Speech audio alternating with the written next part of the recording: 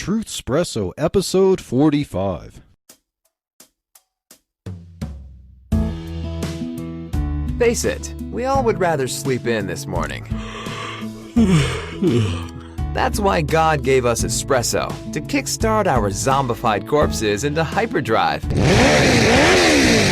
And now, giving your mind and soul the morning shot of truth it craves. This is Truthspresso with Daniel Minnick.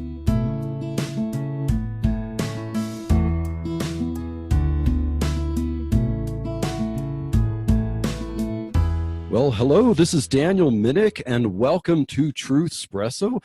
We are currently doing a series on economics, and I have been discussing the basics of economics primarily from the Austrian School view, which I believe is the biblical view. And if you've been paying attention, you've been hearing me ramble on things, but I really have to consider myself a layperson, although I have been studying Austrian economics and economics in the Bible for at least about 10 years now. But I think it would be apropos to bring someone who's actually credentialed to talk about economics and maybe even get into some of the current situation that we all like to talk about as if we're experts on. But my guest today, this is a real treat for Truthspresso. My guest today is Dr. Shawn Ritenour. Dr. Ritenour is a professor of economics at Grove City College. He formerly worked as an economist at the U.S. Bureau of Labor and Statistics. He holds a BA in economics from Northwestern College in Orange City, Iowa, and a PhD in economics from Auburn University in Auburn, Alabama. He is a member of the faculty in the Foundation for Economic Education Faculty Network. He is the author of the book, Foundations of Economics, A Christian View. And most importantly of all, Shawn Ritenour is a Christian. He follows the Reformed understanding of Christian theology. And so, Dr. Shawn Ritenour, welcome to Truthspresso. Thank you very much for having me. I'm very happy to be here. So, do you want me to call you Dr. Ritenour or Shawn? You can just call me Shawn, that's fine. Okay, so Shawn, could you give me a little background about your Christian testimony for our viewers, as Truthspresso is a member of the Christian podcast community, so we like to talk about Christian topics even when we're talking about economics. Yeah, sure. I was blessed to have grown up in a family that made sure we were in church on Sundays and Sunday school. And my mom became a Christian probably before I can remember. And I, from an early age, was made aware of the gospel. And I believe sometimes it's hard to put your finger on what did you really understand when you were young, but I believe I embraced Christ at a young age, but didn't fully understand everything that it meant to follow the Lord. And when I was I must have been around 15, I have an eclectic church history. I was baptized in the Methodist Church. When I was in junior high, we ended up leaving and going to a fundamentalist Baptist church for a while, for a couple of years. And the Lord used that in a very good way for me. Really impressed upon me that the Bible is God's word, and that I need to take it seriously. And that if one is going to follow the Lord, you have to follow with all your heart, with your whole heart. You can't just be a professor of the faith in Christ and then sort of think that, well, I've got my fire insurance, so I can do whatever I want. And the Lord really convicted me that I need to be faithful in following Christ. Soon after that, I was my family went to an evangelical free church for a while. I got married in the evangelical free church, and then when I went to graduate school, became a Southern Baptist for a while.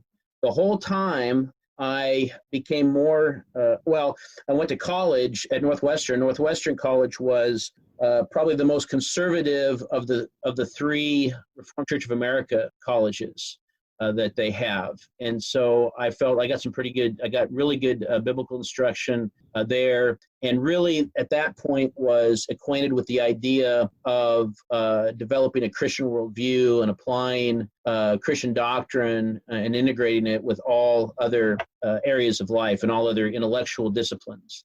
And so I began to think about, and I discovered economics at that time too. And so I began to think about where does economics fit in to reality as it's described by the scriptures. But anyway, once I got out of, really from the time I was in college, I became more and more, convinced of Reformed thinking, Reformed theology. And when I was in graduate school, discovered some writings of J. Gresham Machen and became acquainted with the Orthodox Presbyterian Church. And when I got the job here at Grove City, I was delighted to find out that they had an OPC church here in town, and it was the first church we visited, and we really never left. We visited a number of other churches in the area in the mornings, but always came back to the OPC church in the evening service. And after about a month or so, we decided that this is the place we want to be. And then the Lord continued to bless us here, and subsequently became a ruling elder. So I'm actually now a ruling elder in the OPC. And it's not a surprise, but the Lord has been faithful, every step of the way. Even when I was less than faithful, He always is faithful. Well, amen. I can definitely relate to that. I have a background in independent fundamental Baptists, and I currently serve in an independent fundamental Baptist church.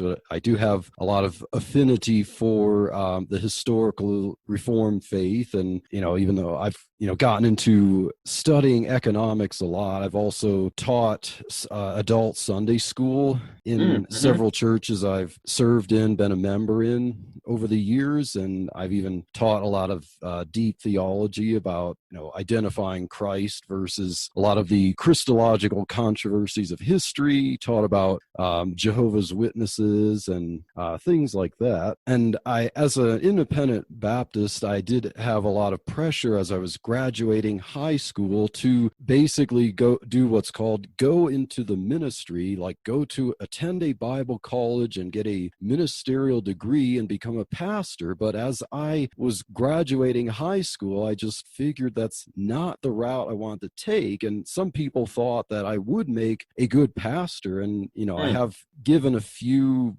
sermons in my youth, and as I said, I taught adult Sunday school, but I just never thought that was what God wanted me to do. And I realized that God wanted me to be a computer programmer.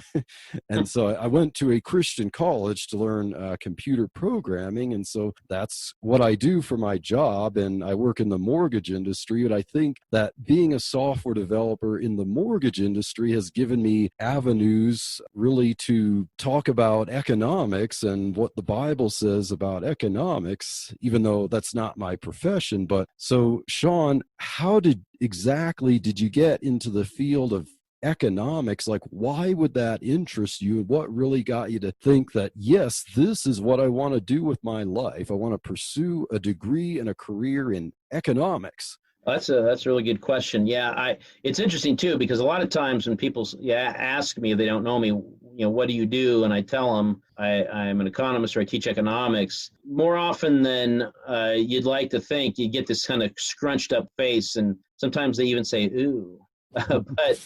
And for me, it was, I really didn't know economics. I didn't really know what the discipline was. And when I went to college, I wasn't sure what I wanted to major in. And I thought maybe I might want to work for myself in some sort of business. So I kind of went in with the idea of majoring in business administration. And the advisor that I was talking with as an undeclared, they had an advisor dealing with undeclared students. And he said, well, if you're going to major in business, you should probably take this Principles of Microeconomics class because you need to take it. And I've heard it's a pretty good class. And I said, okay. And I took it. And almost from the first day of class, I really, really just liked the discipline. I really enjoyed the kind of questions that were being asked about, well, just, basic how do markets work and what determines prices and what could cause prices to change. What happens when the government imposes price controls or price floors? What are the consequences of taxation? And all those different kind of policy questions that a number of people are familiar with. I really liked the kind of questions that were asked, and I also really enjoyed the type of the economic analytics that we use to answer these kind of questions. And so I was very interested in economics, and from my first exposure. I'm somewhat thankful I didn't take it in high school. We did have an economics class in high school, it turns out, but I didn't take it, and I'm pretty glad that I didn't, because it turns out that the guy who taught it was, I think, an actual ideological communist. And so I'm not sure, I'm afraid it could have gotten turned off completely, so the Lord spared me from that. But in any event, I took my first class and really liked it, and the more I took economics, the more I liked it. The more business classes I took, the less I enjoyed them. It wasn't that I hated them, they just didn't grab me the way the economics classes did. And so I decided probably around my junior year that, I think by the end of my sophomore year, I decided I'm going to major and I was going to double major. Into my junior year, I said, I'm just going to drop the business administration major. I'm just going to focus on economics. And one of the hurdles I had to get over, and I was really interested in this question, how is economics worth being, pursuing as a career? Is economics worth a life study? Or is it just something that is sort of fun puzzle solving, but it's more of an intellectual academic enterprise? It's not that relevant, and it's not something really worth committing your life to as a vocation. And it was during my senior year, I purchased a copy of Ludwig von Mises's book, Human Action.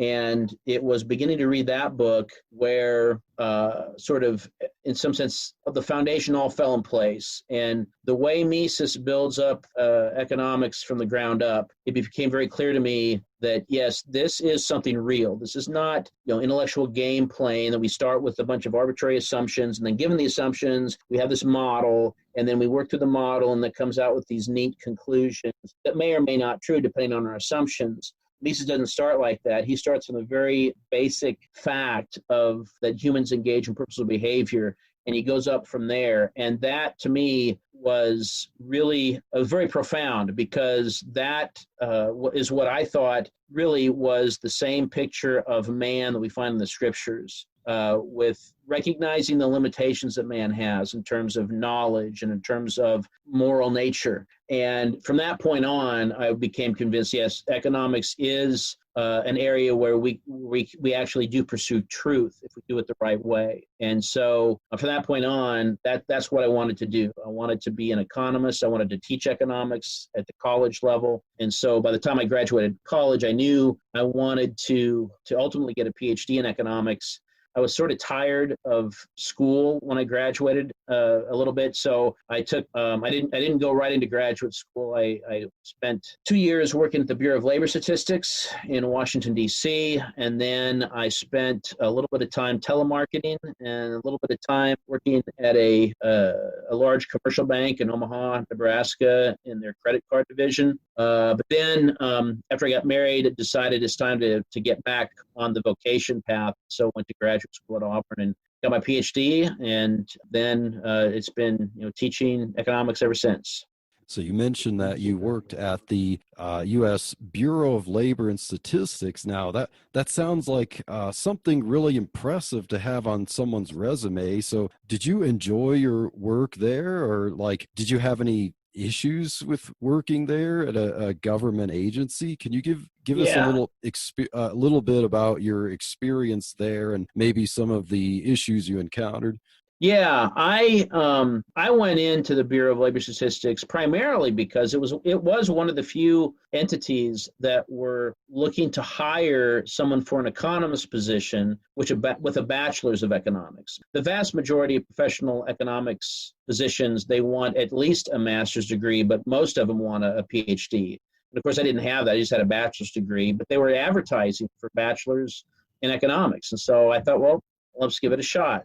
And I didn't necessarily plan on going there. I thought, well, maybe there'll be other opportunities that present itself, but I'll go if perhaps. And so they put me through. And so I should have got a clue. I called them and asked for the application form. And I don't know, about a month or two went by and I didn't get anything. So I called again and they said, oh, I'm sorry, we don't have a record of you calling. We'll send you one out right away. And that right there shows you a little bit about what happens in a government bureaucracy. But I did finally get it on the second time, got this big, giant application form and filled it all out and sent it in. And then they put me through a 2-day shotgun pattern of interviews. I think I spoke to approximately 21 office managers in 2 days. Some of the meetings were with 3 managers at a time, but I met a lot of people. And because there are a large number of offices within the Bureau of Labor Statistics, some, for instance, were OSHA offices, but then all of the Consumer Price Index and the Producer Price Index, those programs are produced by the Bureau of Labor Statistics. There's a large number of occupational wage surveys, and the Employment Cost Index, that's published by the Bureau of Labor Statistics. And all of those different surveys have their own office within the Bureau. And so I was interviewing with a bunch of different managers. I was able to get in a good office, and I will say the people that I worked with were very kind and pleasant, and I enjoyed them. I did not necessarily enjoy the work. The first 6 months in Washington, D.C. are pretty fun, a large part because you can go to a different museum every week. But after the first 6 months, you kind of made the rounds of the sites to see. And I'm from Iowa, so I didn't know anybody out there. I didn't really have a family. I had a pretty good church. I liked them, but I was single. And after a while, you realize on the job, well, this is all there is to it. And it was a bureaucratic job. I was there to teach or train new field economists in collecting data for the Occupational Wage Survey. Now, of course, what's interesting is I had never collected any data at all in that survey. So they sent me out a couple times to do some data collection. And, that was okay. But you really got this sense that at the end of the day, you're working to get all these statistics published. And I was left thinking, what positive good is there from all of this statistical work? One of the justifications that they would give, especially for firms that participated in the survey, I was working in occupational wage surveys, and those were not mandatory, right? So that the businesses did not have to participate in them. But one of the selling points was that, look, if you participate in them, you'll get the published data, and that'll help you in making wage decisions. But by the time the data is published, it's at least 3, if not 6 months to a year old. And that's a little bit behind the curve when you're trying to maintain competitiveness. And it became very clear, too, that in the bureaucracy, you got to see all of the characteristic traits of bureaucracy and what does business organization look like when you're not constrained by the profit motive. So one of the most popular phrases that I heard uttered fairly regularly was, that's okay, we don't have to earn a profit. That was the second most popular phrase. So the first most popular phrase was, well, that's good enough for government work. Because they know that they're not going to lose any contracts, right? They're not going to lose any customers because the people are there. The government makes their own customers in some sense. And so there's very little sense of economizing resources. So no matter how hard you worked, no matter how much you knew, it's very unlikely that you would get rewarded for it. And no matter how bad you were at your job, unless you just did something horrible like stole from the BLS, you probably weren't going to get fired either. So it really, I think, is it's very hard to maintain a really strong work ethic. It takes a tremendous strength of character to maintain a strong work ethic in that bureaucratic environment. And I don't think that that's something that's particular to the BLS. I just think that that's true about bureaucracy in general. So in other words, if something like a department or a job is run on tax revenue, so basically taking money by force from people to pay for what could be considered make work. As you said, there's no emphasis on trying to earn a profit, which is what the free market would be all about. Like your success, your failure is dependent upon making something or doing something that is actually needed, that people would be considered beneficial for them. But when it comes to a government bureaucracy, it's almost like a job welfare program. Would that be your experience with the BLS as an example? Yeah. Oh, yeah. In a way, absolutely. I remember one of the things that you'd hear from time to time is how big a sacrifice we were making for working for the Bureau of Labor Statistics. Working for the Bureau, because you could leave right now and go someplace else in the private sector and earn more money, get more benefits. And I mean, maybe that was true for them. I was just out of college, and so I would chuckle. I thought, I don't know where I could go and make the money I'm making with the vacation time off and the healthcare benefits that I'm making now. And I just kept thinking, well, if that's the case, what's keeping you here? Nothing's keeping anybody here. And so, quite frankly, I think that it seemed to be that there are a number of people that could have been successful in the private sector, but it was actually too costly for them to go. They had a fairly guaranteed salary with significant amount of vacation time and significant amount of holiday time and health and good healthcare benefits. That's actually not easy to walk away from. One of the reasons, I only stayed there for 2 years, and one of the reasons I decided to go when I did, if I would have stayed one more week, I would have been up for a sort of a guaranteed raise and a level movement. So I'd be moving up a couple levels. This would have been back in 1991, and I would have gotten an extra, $6,000, I think, per year that would have went with sort of the automatic movement up the level. And I knew that would have been even harder to walk away from. And so I purposed that, no, I'm not going to stay more than 2 years, because I don't want to get myself in a position where it was just too hard to walk away from the money and the benefits. I could have gotten sidetracked significantly. So I'm thankful that I didn't stay any longer than I did.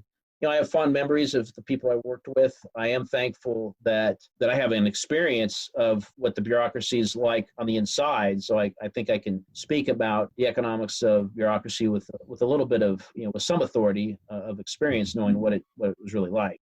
You mentioned Mises's Human Action, Yes. Ludwig von Mises' book, Human Action, and that really got you thinking. Could you describe a little bit about that book and how it got you thinking, and how the philosophy of economics in Mises's work there is different from what is taught in economics today, especially in universities now, and the prevailing economics of politics in nations today, and also how you believe Mises's ideas of economics correlate with a Christian worldview? Yes. Well, as I said, in some sense, what really confirmed in my mind that economics was something that was worth pursuing was buying a copy of Mises' Human Action from the old conservative book club. And I joined the conservative book club because they had a special offer that I think for $10 you could get the complete works of Francis Schaeffer. And so I did that. And then they would send out, monthly flyers with featured books. And you were sort of obligated, I think, to buy 4 books over the next 3 years. And Mises' Human Action came out, and it was more expensive than their average book, but it was worth 2 selections, a required selection. So I went ahead and bought it, and I started reading it. And from the very beginning, it's very clear. He builds economics up from the ground floor. And he says that all economic phenomena is the result of humans acting, of people engaging in purposeful behavior. They have ends that they want to achieve, and they obtain means they think they can use to fulfill those ends. And he makes it very clear that economics is not about investigating whether or not the ends are right or good. So he very clearly says economics is not ethics. Ethics deals with issues of right and wrong. Economics is about how people apply their means to achieve their ends, whatever those ends may be. And so I like the fact that he wasn't coming to economics with any preconceived arbitrary ethic of his own. I mean, he had a particular ethic of his own. It was a utilitarian, so I wouldn't agree with him on the basis of his ethics. But he didn't force that, really. You can see he does argue for it in a couple of places, but his economic analysis is not driven by that. And he also recognized that all economic phenomena, all of the prices that we see, all of the economic activity that goes on, all of the employment that takes place, it's the result of the actions of real human people. And so he emphasizes realism. In other words, he doesn't assume that anybody has perfect information. He doesn't assume that, that there's always a large number of competitors. He doesn't assume any artificial constructs. He doesn't assume that people pursue selfish ends. He doesn't presume that they pursue noble charitable ends. He recognizes and takes people for what they are, a sort of a mix. And I like that too. And so as I looked at it, it seemed very clear to me that the starting point of Mises's economics was very compatible with the Christian view of man as a purposeful actor made in God's image. Now, Mises didn't, he was not a Christian, so the idea of humans being made in God's image was foreign to him. But I could see in the way he described and characterized human action that it was a view of action that was quite compatible with the scriptures. And so I said, well, if we take the scriptures seriously and we see what God tells us in his word about what we are like as human beings, and we can see that what we're like as human beings from our own experience and as described in the scriptures is basically what Mises says about us in terms of being a purposeful actor. Well, then there's this link then between what Scripture says about us and a particular economic framework that can be derived from human action. And that framework is Mises's framework, which is known most predominantly as Austrian economics. Known as Austrian economics because the first 3 generations of that tradition come out of the University of Vienna in Austria. And that term Austrian economics was sort of used as a pejorative, I think, from some German historicists that did not like the economic theory of the founders of Austrian economics. So they referred to him as, oh, that's Austrian economics. It's not real, it's Austrian economics. Well, then, of course, the Austrians just embraced it. And so that's what this tradition is known for. But the important point is that there's this affinity between the beginning point of Mises's economics, which is human action, and the Christian view of man. And because of that affinity, that's when I decided, if we can build economics from this foundation, then whatever comes after that in terms of the economics, as long as we're careful and we don't make any logical errors, the economics that come after that is also going to be compatible with the Christian view of man. And that's what I've found to be the case. And I've been sort of pursuing economics with that in mind all these many years and now decades as I get a little older.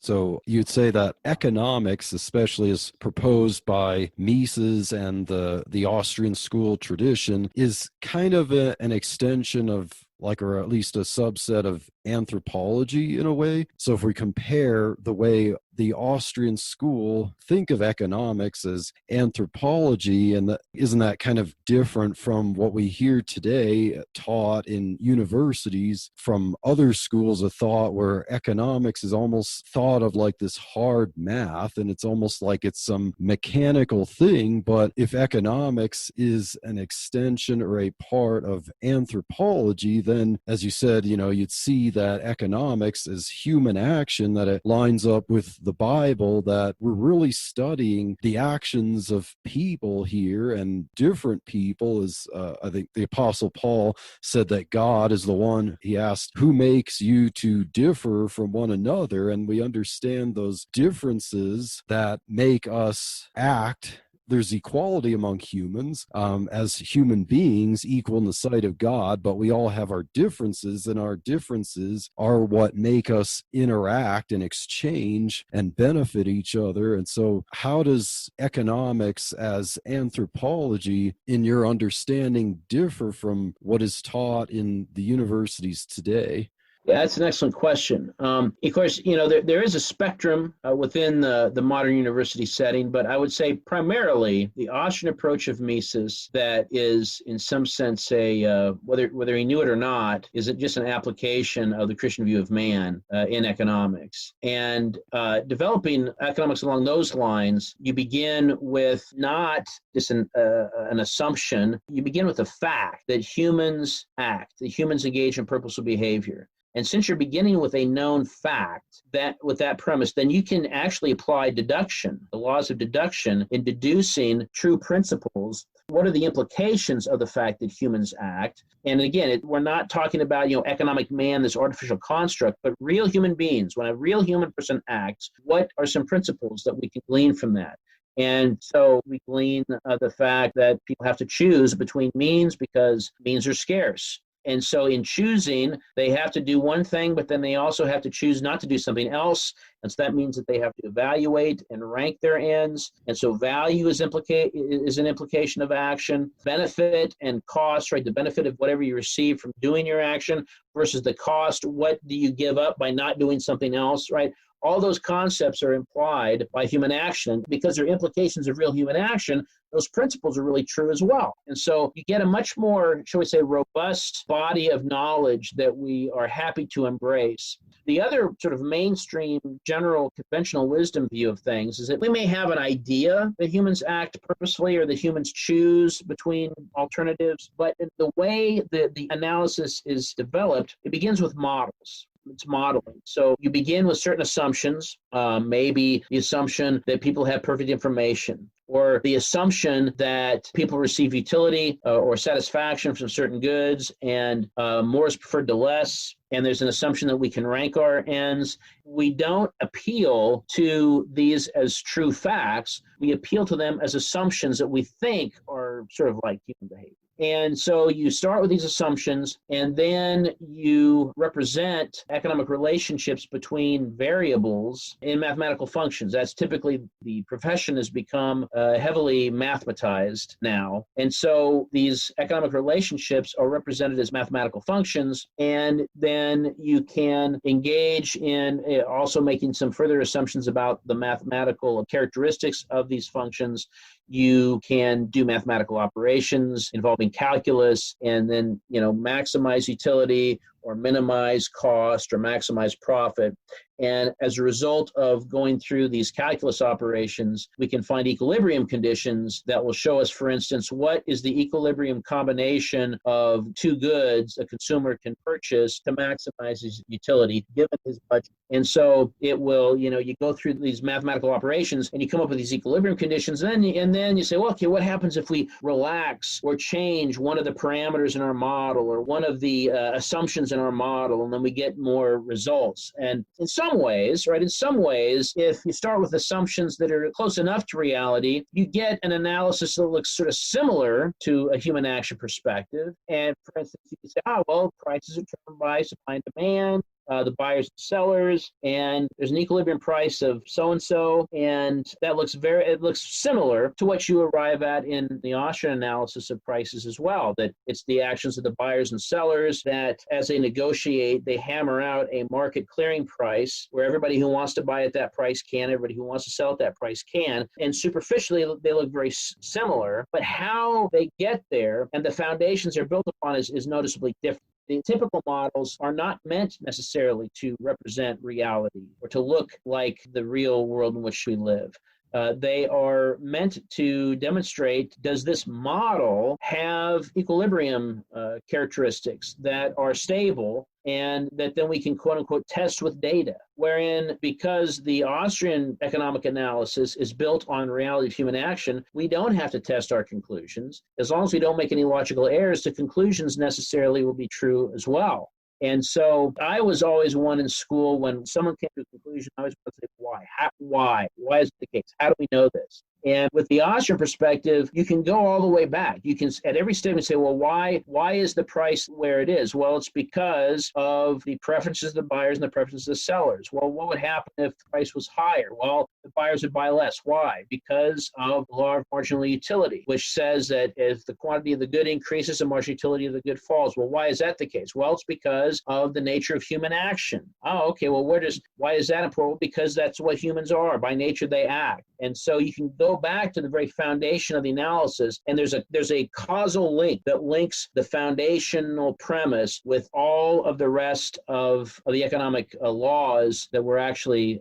discovering. And you don't have that type of foundational link in the same way in the conventional quantitative analysis. In fact, you have equilibrium conditions and results of the analysis that are only as good and only as relevant as the assumptions of the models. And a lot of the assumptions are very unrealistic indeed. And so, I remember studying that some in graduate school. And there were times when you're reading through this model and say, well, let us, assume this and assume that and assume the other thing. And you get done with this list of 4 or 5 assumptions and you're left thinking this is completely divorced from reality. But you have to kind of learn the model anyway.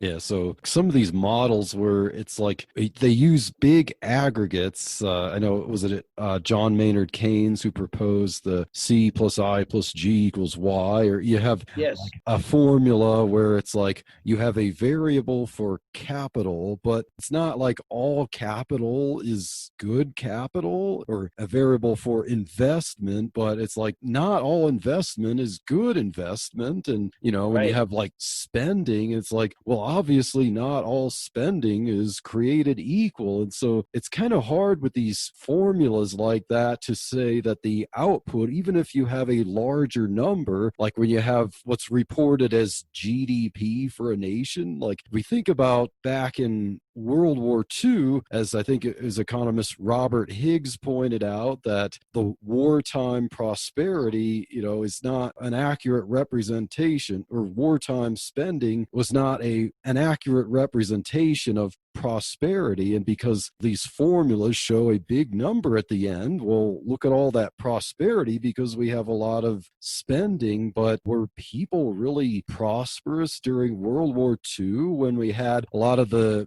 healthy young men shipped off overseas to fight and possibly die? We had a lot of people working at home to produce weapons and tanks to be shipped overseas. You had a lot of women who would normally be able to watch their children at home having to enter the workforce. You have the pride of Rosie the Riveter, but still, like, is that all prosperity just because you have a formula that shows that you have a larger number at the end? And really, as Christians and as economists, should we actually think that way? Like, human action, according to Mises, would show that there's more actual productivity and usefulness for capital formation in society, is a better indicator of prosperity than simply an aggregate of spending, whether by citizens for whatever reason or by the government. Am I understanding things correctly?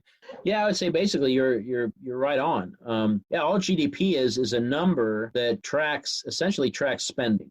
Now, the idea is that it tracks spending in the economy, and to the extent that it is, it's measuring things in market prices. Well, then it is connected to the actual purchases that people actually make to better the lives of themselves and their families. But on the other hand, a good portion of that two questions. A good portion of that spending is government spending, which essentially is government consumption. And that spending is not spending that it is, that obviously improves welfare of people in society. It improves the welfare of the bureaucrat, but it doesn't necessarily mean that it's spending that's wise or it's spending on productive activity.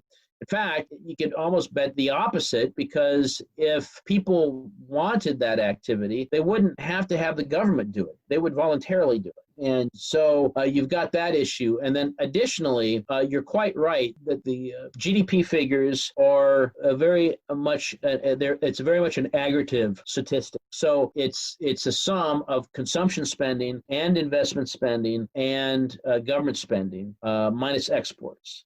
And it doesn't matter what the consumer dollar is spent on. It doesn't matter how the investment dollar is spent. It just needs to be spent, and it's going to contribute to GDP in a given period. And that is, I think, a big weakness in pointing to GDP as a measure of economy, or even a measure, some people, as a measure of welfare, because it doesn't measure that. It just measures how much spending occurred. But there could be a lot of spending any given year. There could be quite a bit of spending by the government and quite a bit of spending by investors on capital that turns out to be wasteful spending. Turns out to be spending on things that we're going to earn a loss. And so even when it shows up as a positive boost to GDP, that investment spending could be actually destructive. Could actually be spent on wasteful activity, and that doesn't actually help economic prosperity at all. So yeah, I think that we have to be very leery. We don't want to ever sort of equate GDP with the economy.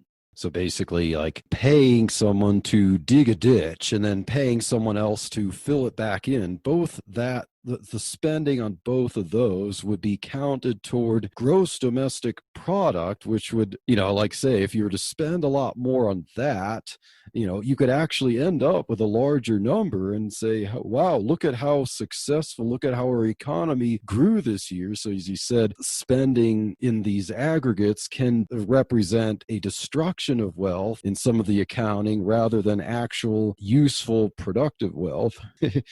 Absolutely.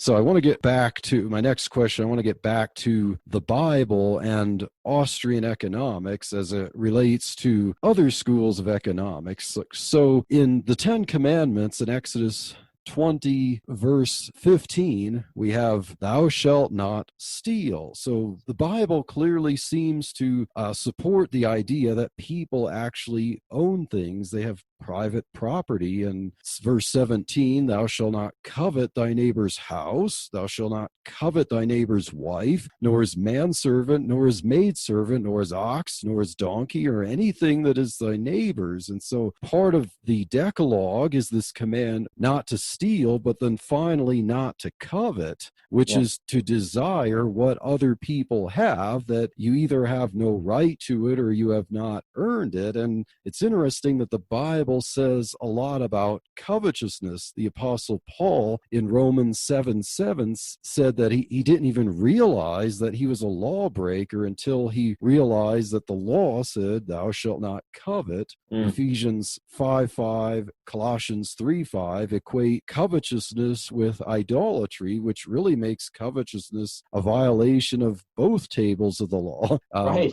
Yeah. So, and Romans 1 verses 28 through 32 mentions covetousness in a list of sins that describe a reprobate mind. And Paul says that these are worthy of death. 1 Corinthians 5:11, we are to separate from covetous people and to avoid fellowshipping with them. Ephesians 5:3, let covetousness not once be named among the saints. And 1 Corinthians 6:10 and Ephesians 5:5 both mention covetousness in a list of descriptions of people who will not inherit the kingdom of God. And so it seems that Austrian economics is close enough to the Bible in that really there's this idea that people own things and that we shouldn't support policies that enable or contribute to covetousness or stealing from people. Is this your understanding that Austrian economics is more biblical compared to other schools of economics that seem to kind of provide a back door toward stealing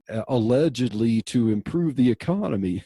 Right. Yeah, that's a good point. There are different perspectives on this issue, on the basis for private property, that is what you're talking about, amongst Austrians. Mises himself was sort of a utilitarian, and so he thought that the vast majority. He thought what he was doing was simply describing the way things are. And he said that it's his work, even on private property, was not necessarily connected to his ethics, but he was just saying that it is the vast majority of people in the world prefer life to death. They prefer prosperity to poverty. They prefer a flourishing, human flourishing to cultural ossification.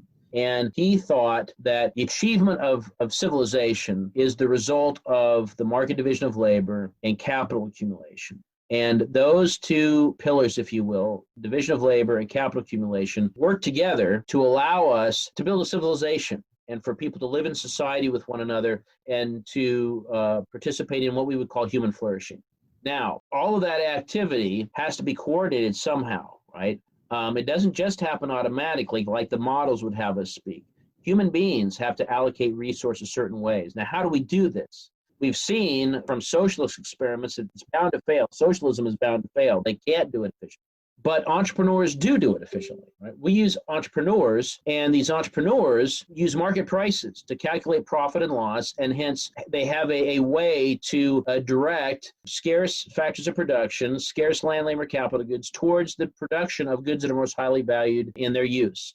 And that they can produce then and sell for a profit. And so it's the market price system that allows for all of this type of activity to take place. Now, every one of those things that we talked about, the market division of labor, capital accumulation, entrepreneurship, and market prices, requires private property to exist and to be defended so that people can participate in voluntary exchange and hence have an incentive to participate in the division of labor. They need private property for investors to have the incentive to invest in long-term capital projects with the expectations that they won't get their property taken from them. Entrepreneurs need market prices that are arrived at voluntarily through free trade, voluntary exchange made possible by private property. All of these sources of prosperity and hence civilization require private property to exist. And that was, in some sense, Mises's great argument for private property, that if we don't have it, if we don't have private property, don't have voluntary exchange, we don't have voluntary exchange, we don't get the market division of labor, we don't get capital accumulation, and we don't have real functional entrepreneurship. And so we, as a society, we would be doomed. Now, interestingly enough, Francis Wayland, a Baptist minister and college president from the mid-1800s, he wrote an interesting book called The Elements of Moral Science. It's basically a book on ethics, and he taught this subject as the capstone course at all the students that went through what is now Brown University when he was president. And he taught the capstone course. And in that, he has a very interesting chapter on the ethics of property. And he declares property to be a divine right. Private property is ethical because it's part of God's moral law. And Wayland says God makes it known to us in three ways. One, in our natural conscience, right? We just know that it's wrong to steal, and we know that we are offended, not just inconvenience, but somebody does us wrong when they steal from us. So we just know from natural conscience. And then he says, we also know that private property is ethical and part of God's moral law because of the general consequences of having private property or societies that don't have private property. And he points out when societies don't have private property, they must exist in poverty and squalor and wretchedness. But those societies that do maintain and defend and hold private property sacrosanct, they are the ones that are prosperous because it provides all of this incentive that I've already talked about and all of the ability that I've already talked about to participate in productive activity, the division of labor, et cetera, et cetera. And then finally, he says, on top of all that, we know that private property is part of the moral law because of what God tells us in his word, in accordance with the scriptures that you've already read in this podcast. And so as I would put it, the economics of the case is part of, shall we say general revelation. And it shows, the economic analysis of property shows how private property is beneficial to human civilization. And the scriptures show us that it's part of God's moral law in a way, again, that God's creation in some sense fits very well with his moral law. And the more we keep God's moral law, the more prosperous we can be. And so that, again, I think is an affinity there where with Austrian economics, not that the Austrians embrace private property based on the scriptures, but the recognition of the benefits of private property and the negative consequences of market interventions and having your property stole from you. All of that is basically a sort of a general revelation demonstration in the created order of God's moral law and the benefits thereof. So this is kind of like what you're talking about. I listened to or watched your lecture that you gave at the Mises Institute about Austrian economics and common grace. Could you just Yes. briefly discuss the theory of that?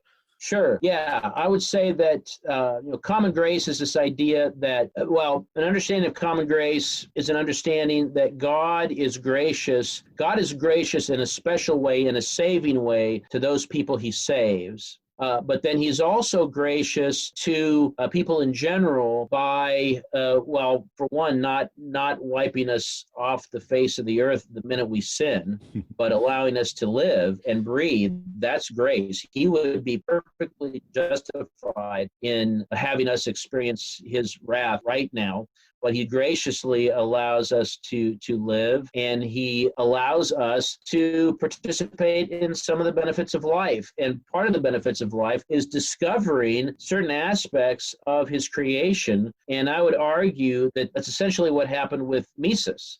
Mises was not one who embraced Christ, sadly, but he was one who was able to discover this way of looking at economics and building upon his teachers that came before him, Karl Menger and Eugen von Bauer. But he was able to develop this body of economics that not explicitly, self-consciously built on Christian foundations, but nevertheless was built on a view of man that really was a Christian view of man in reality, if not self-consciously so. And so I think that that's a case where the reason we can, that's what I would consider God's common grace, that even though Mises was not a Christian and therefore didn't have the mind of Christ, God allowed him to discover something that is compatible, very much compatible with God's special revelation that we know to be true as inspired by the Holy Spirit. So, Shawn, I want to get to the last point of our discussion, which I'm sure we're all rather tired of having to talk about, but you wrote your book, Foundations of Economics, A Christian View, and I know we're probably all tired of talking about this current pandemic and all the politics around it and the economics, really the economic problems that are occurring as a result of it. And so, as a Christian economist with a PhD in economics, what are your thoughts about basically state governments are handling this pandemic? Are there any problems with the economy? Do you think there's overreach? And do you have any thoughts about where you think things might be going and what the road to recovery might look like? Oh boy, yeah, those are all good questions. I opened Pandora's box. It's hard. It's really hard to answer. That's yes.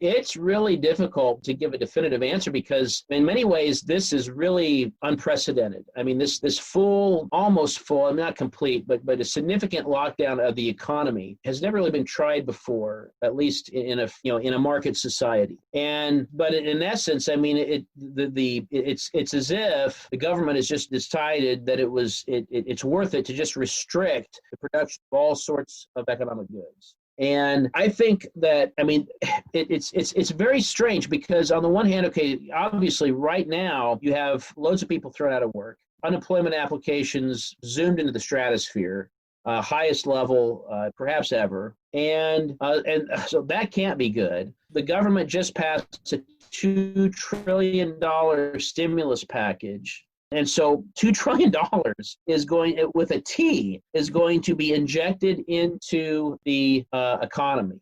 And where's that money coming from? Well, it's not going to come all from taxes because the tax revenues aren't going to be that hot. I mean, because most of tax revenue is funded by income tax. When incomes have collapsed because economic activity has collapsed, income tax is going to be really, really thin. So it's going to be borrowed, and that's going to cause interest rates to go up. Well, the government doesn't want that. The Federal Reserve doesn't want that. So the Federal Reserve has already acted to provide, loads and loads of liquidity, bank reserves into the financial system. And again, we're talking trillions of dollars. That money then gets lent directly to the government through the banking system. We're essentially monetizing the debt, monetizing the payments. And so that money is all going to get into the hands of the people at the same time that we're cutting back on production. So in general, there will be lower supplies of goods available. It won't be universal, but in general, lower supplies of goods and increased demand for goods because of because of the new money. And that's a recipe for significant price inflation. But we don't know we don't know where all that new money is going to go. If commercial banks just sop up the new money and just hold it in their reserves because of their uncertainty, well, then the price pressure won't be as bad. But no one knows exactly what it's going to look like coming out of this thing. The bottom line for recovery purposes, the bottom line is we need to respect private property, which means we need to allow at some point, and I don't know, I'm not an epidemiologist. I don't know all that there is to know about the disease and the virus and everything else. I don't know to what extent the entire lockdown was necessary or not necessary. Was it helpful or not helpful? But I do know this, what governments tend to do is they tend to look at what is seen and not at what is unseen. That goes way back to Frederick Bastiat and then Henry Hazlitt's Economics in One Lesson. And what they see is this fear of the specter of the pandemic. So we've got to shut everything down.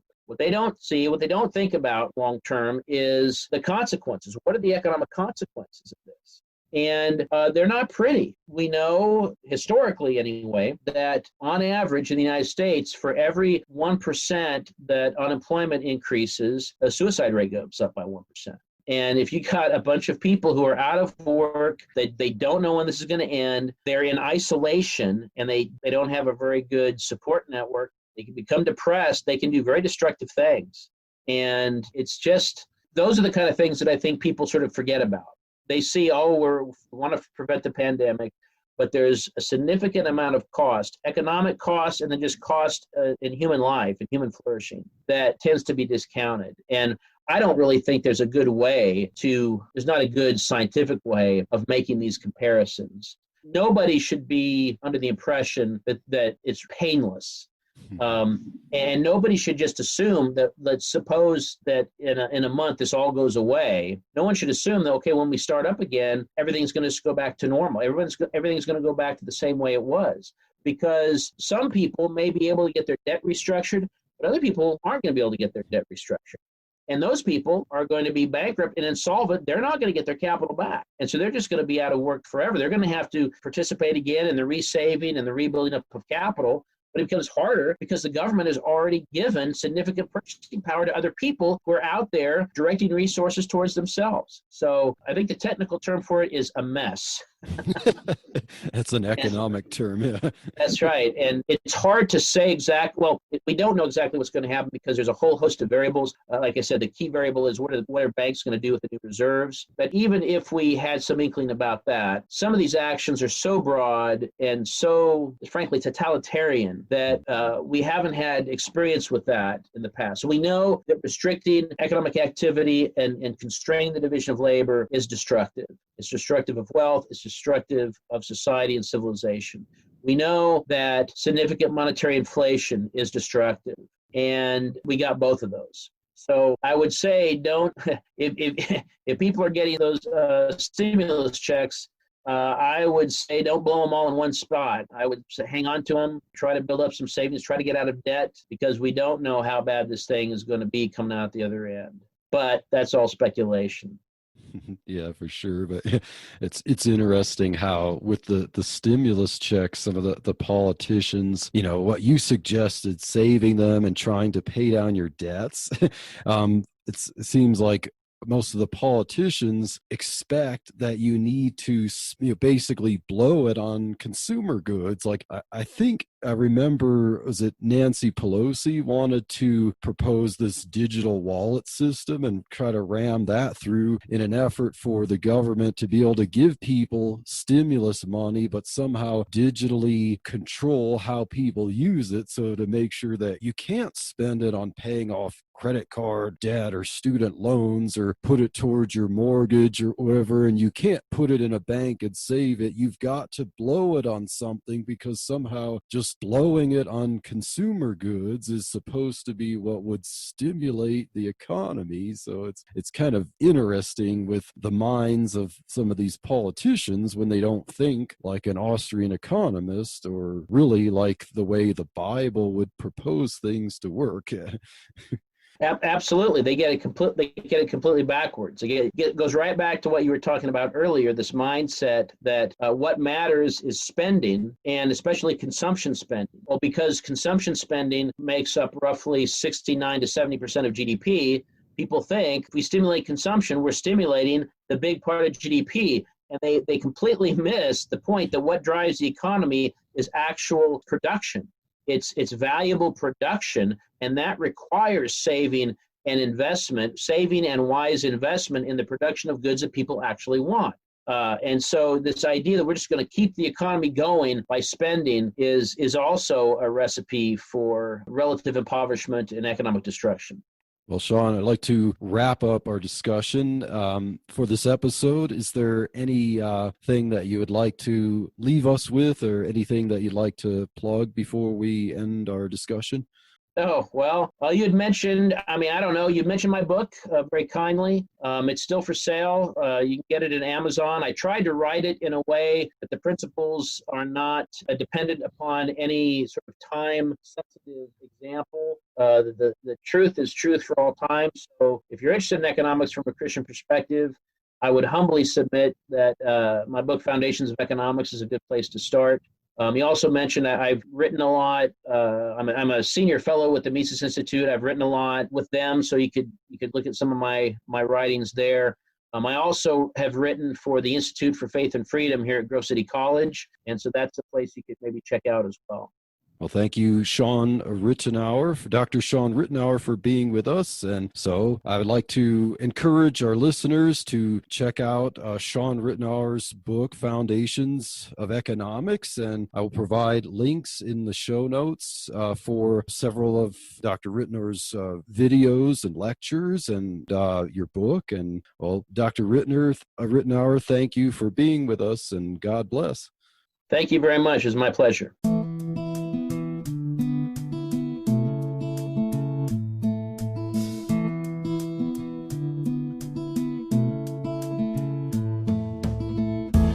Thank you for waking up with Truthspresso. Good morning, and God bless your day. Hey friends, Daniel Minnick here again. If you liked waking up to this episode of Truthspresso, I would really appreciate it if you would rate it on Apple Podcasts, Stitcher, or whatever application you use to listen to Truthspresso.